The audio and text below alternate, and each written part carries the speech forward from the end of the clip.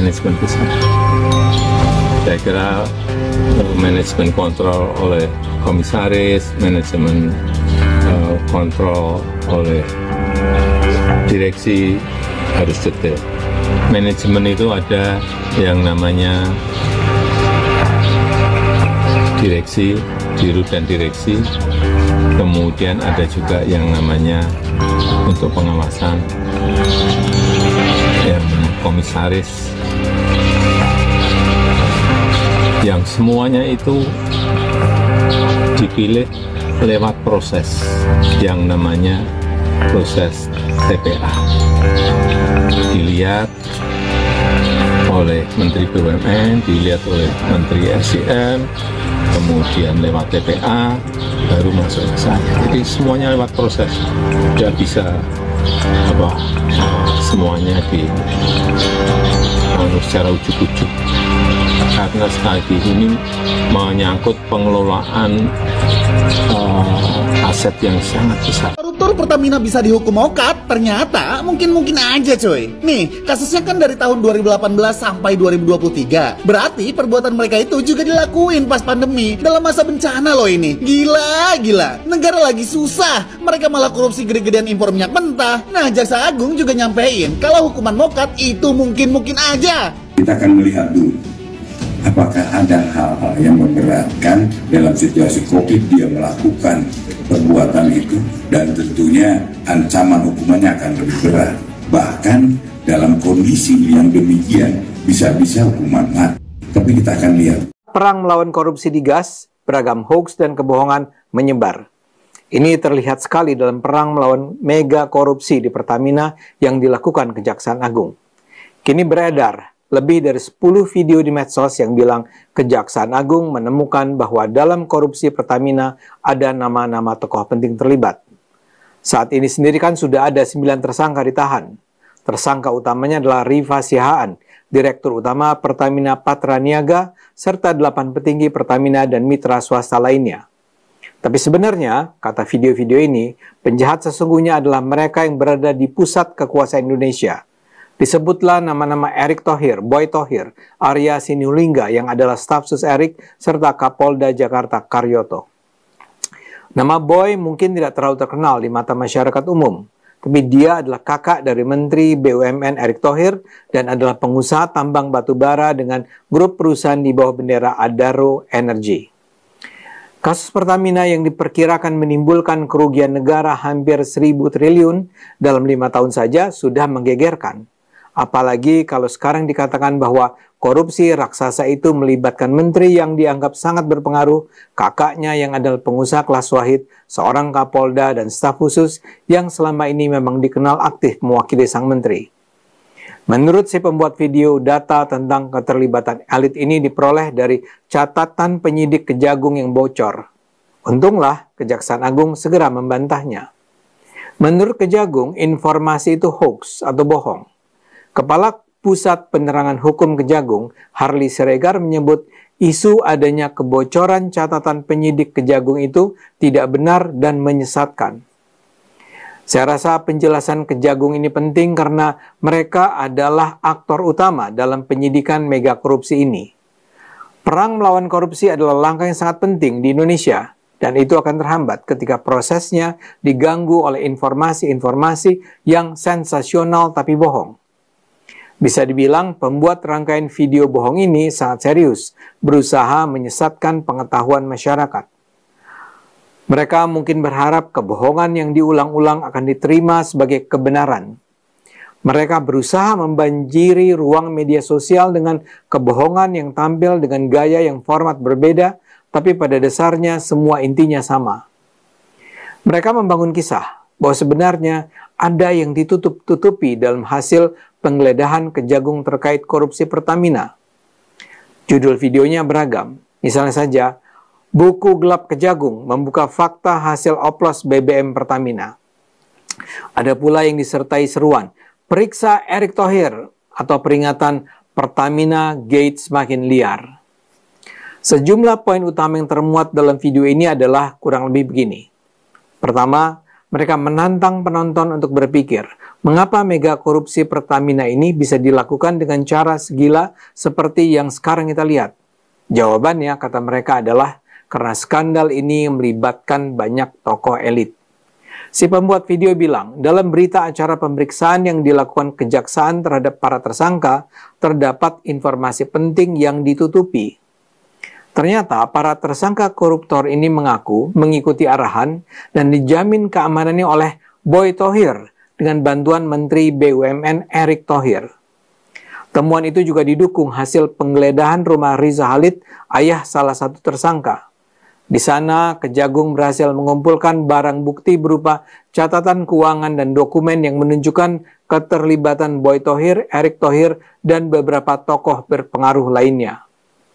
Menurut video ini, jaringan terorganisir Erick Thohir berperan menjamin keamanan operasi Patra Niaga dengan melibatkan Karyoto, Kapolda Metro Jaya, yang juga adalah mantan Deputi Penindakan KPK. Erick digambarkan membawa Boy Thohir dan Riza Khalid mengelola operasional impor dan oplos BBM yang dilakukan anak Riza, Kerry Andrianto. Sekedar catatan, Kerry sudah ditetapkan menjadi tersangka dalam kapasitasnya sebagai beneficial owner PT Navigator Khatulistiwa. Dalam jaringan ini ada pula nama Arya Sinulinga, staf khusus BUMN, yang adalah tangan kanan Erick, serta juru kirim Hussein. Menurut kisah fantasi ini, Erick dan Boy memperoleh uang koordinasi sebesar 50 miliar rupiah per orang per bulan yang dikirim Hussein melalui Arya Sinulinga. Uang pengamanan dan koordinasi berbentuk sumbangan sebesar 25 miliar rupiah dikirimkan setiap bulan ke Kapolda. Begitulah narasi yang disajikan dalam berbagai video yang disampaikan sejumlah narator berbeda. Selain itu, lahir pula sebuah video yang juga seolah merujuk pada temuan Kejaksaan Agung dengan judul "Mulai Terbongkar Mafia Elit di Belakang Skandal BBM Oplosan". Video ini merujuk pada penjelasan Kejagung bahwa sebenarnya BBM dalam korupsi Pertamina ini bukanlah BBM oplosan, melainkan BBM blending. Menurut si pembuat video, perubahan istilah yang digunakan Kejagung ini menunjukkan adanya kepanikan atau gesekan antara Kejagung dan KPK. Dalam video itu dikatakan, awalnya Kejagung bilang bahwa ini BBM oplosan. Pas netizen mulai ngamuk, mendadak diubah jadi BBM blending tambahnya. Serius nih, ada yang panik di belakang layar atau ada gesekan antara Kejagung dan KPK? Tanya video itu. Dikatakan pula bahwa Kejagung dan KPK sedang saling ancam untuk membongkar buku dosa masing-masing. Sebagai catatan, Kejagung memang mengubah istilah BBM oplosan dengan BBM blending. Itu sebenarnya adalah hal yang wajar. Baik BBM oplosan dan BBM blending memang merujuk pada perubahan kualitas BBM menjadi BBM Pertamax. Tapi prosesnya beda. BBM oplosan adalah praktek ilegal, di mana dengan cara tertentu, BBM yang sebenarnya adalah BBM Pertalite dimanipulasi sehingga terkesan adalah BBM Pertamax. Sementara BBM blending adalah proses penambahan zat aditif tertentu yang akan menimbulkan peningkatan performance BBM sehingga sesuai dengan standar BBM Pertamax. Mega korupsi Pertamina ini tidak terkait dengan penggunaan BBM oplosan. Mega korupsi Pertamina ini sebenarnya lebih berurusan dengan persekongkolan jahat antara para petinggi Pertamina dengan para pengusaha dalam hal tindakan impor BBM melalui broker yang menetapkan harga lebih mahal, penolakan suplai bahan mentah BBM dalam negeri, markup harga, pembayaran kompensasi, serta pemberian subsidi. Jadi lumayan kompleks.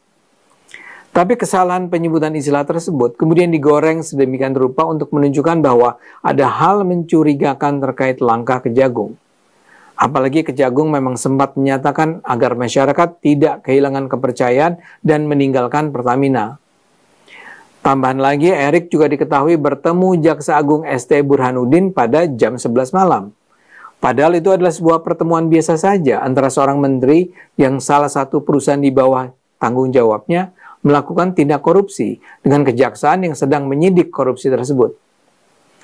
Kabarnya informasi tentang perbedaan BBM oplosan dan BBM blending itu juga diutarakan dalam pertemuan itu. Tapi ya segera saja pertemuan itu digoreng untuk menguatkan propaganda bahwa korupsi Pertamina ini adalah kejahatan yang dilindungi pemerintah. Kejagung sendiri sudah menyatakan bahwa mereka tidak menemukan fakta bahwa Erik, Boy, Arya, dan Kapolda terlibat dalam korupsi Pertamina. Namun itu diabaikan saja oleh para penyebar fitnah. Selain video-video tadi, ada pula satu video yang mengandung narasi mengajak masyarakat melakukan perlawanan terhadap pemerintah. Kata dan istilah yang digunakan pun sangat menggetarkan. Misalnya saja, di sana di video itu dikatakan, "Wahai pemerintah, sudah seberapa banyak rakyat kau cambuk dengan kebohongan? Sudah seberapa banyak sumpah jabatan yang kalian kunyah dan muntahkan ke muka rakyat? Jika dulu kami percaya, kini kami muak. Jika dulu kami berharap, kini kami ingin memberontak. Koruptor-koruptor babi ini tidak cukup dijebloskan ke penjara mewah. Mereka harus digiring ke pengadilan rakyat, diseret di jalanan, dirampas seluruh hartanya, bahkan harta yang pernah mereka berikan pada anak istri, kerabat, dan selir-selir mereka." Kemudian begini pula, "Wahai pemerintah, kami hanya ingin keadilan, agar hama bernama koruptor dimusnahkan bukan dinegosiasi.